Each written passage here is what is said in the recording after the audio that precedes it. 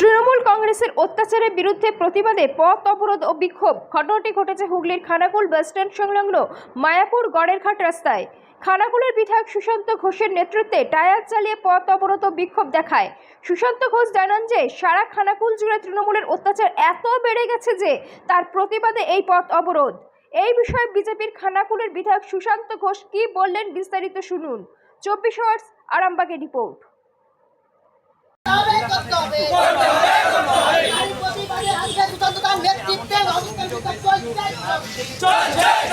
চারিদিকে বিজেপির কার্যকর্তাদের উপরে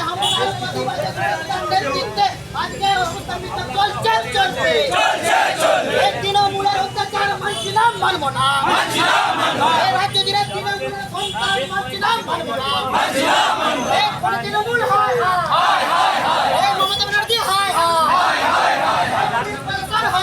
তৃণমূল কংগ্রেস অত্যাচার শুরু করেছে। পশ্চিমবঙ্গে তৃণমূল কংগ্রেস 29টা সিট পেয়েছে, কিন্তু সারা ভারতবর্ষের নিরিখে বিজেপি 243টা সিট পেয়েছে। আজকে এনডিএ সরকার করতে চলেছে বিজেপি, সেখানে প্রধানমন্ত্রী হচ্ছেন আবার তৃতীয়বারের জন্য মাননীয় নরেন্দ্র মোদীজি। তৃণমূল কংগ্রেস 29টা সিট পেয়ে ওরা সারা দেশটাকে ওদের নিজেদের মতন ভেবে নিয়েছে। পশ্চিমবাংলার প্রত্যেকটি বিজেপির কার্যকর্তার উপরে অত্যাচার শুরু করেছে। খানাকুল সহ আরামবাগ সাব ডিভিশনের প্রত্যেকটি জায়গায় তৃণমূল কংগ্রেসের নেতারা অত্যাচার শুরু করেছে। বিজেপি কার্যকর্তাদের মারধর, তাদের জমিতে যেতে বাধা, তাদেরকে জমিতে ফসল তুলতে বাধা, সেই সঙ্গে জোর করে তৃণমূলের পতাকা বাড়িতে গিয়ে গুঁজে দেওয়া হচ্ছে তার হাতে করে, যে তৃণমূলে যোগ দিচ্ছ। এরকমভাবে তৃণমূল কংগ্রেসের নেতারা বিভিন্ন জায়গায় একটা অশান্তির পরিবেশ সৃষ্টি করছে। সেই সঙ্গে প্রত্যেক দিন সংগঠিত হয়ে রাত্রিবেলা তৃণমূল কংগ্রেসের নেতারা বিভিন্ন জায়গায় বোমাবাজি করছে, ঘরবাড়ি পুড়াচ্ছে, ঘরবাড়ি ভাঙছে, বিজেপির কার্যকর্তাদের, মহিলা কার্যকর্তাদের বাড়ি থেকে টেনে নিয়ে এসে শ্লীলতাহানি করা হচ্ছে। সেই সঙ্গে সাধারণ ভোটার যারা, তাদেরকে শাসানি দেওয়া হচ্ছে, বাজার পর্যন্ত করতে দেওয়া হচ্ছে না। 144 ধারা জারি ছিল খানাকুলে, কিন্তু 144 ধারায় কোনো কাজ হয়নি। তৃণমূল কংগ্রেস নেতারা অবাধে সেখানে জমায়েত করছে, পুলিশকে জানানোর পরও পুলিশ যাচ্ছে, দেখছে, চলে আসছে। এরকমটা কেন হবে? কেন পুলিশ কড়া স্টেপ নেবে না?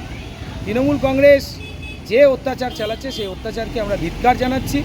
তৃণমূল কংগ্রেস যদি এত সিটই পেয়ে থাকে, তাহলে সাধারণ মানুষের উপরে কেন অত্যাচার করছে? তাহলে কি আদৌ তৃণমূল কংগ্রেস জনগণের নির্বাচনে, এই জনগণের ভোটে এই নির্বাচনটা জেতেনি? এখানে প্রশ্ন এসে যাচ্ছে। এটা আমার প্রশ্ন নয়, সারা পশ্চিমবাংলার প্রশ্ন, যে তৃণমূল কংগ্রেস এত ভোট পেয়েছে, এত ভোটে জিতেছে, তারপরে অত্যাচার কেন? তাহলে কি এরা জনগণকে ভয় পাচ্ছে যে আগামী দিনে বিজেপি থাকলে বা ভোটাররা থাকলে, ভোটাররা যদি ঠিকভাবে আবার ভোট দেয়, তাহলে এদের গদি চলে যেতে পারে, তো সামনে 2026-এ আর সরকার করতে পারবে না? সেটাই মনে হয় ভাবছে, সেই জন্য অত্যাচার করছে। আমরা অবিলম্বে অত্যাচার বন্ধের দাবি জানিয়েছি, পুলিশ প্রশাসনকে বলেছি যদি অত্যাচার বন্ধ না হয়, যারা দোষী, যারা তৃণমূল কংগ্রেসের হারমাদরা, তারা কন্টিনিউ হারমাদগিরি করছে, তাদেরকে গ্রেপ্তার না করা হয়, আমরা বৃহত্তর আন্দোলনে নামব।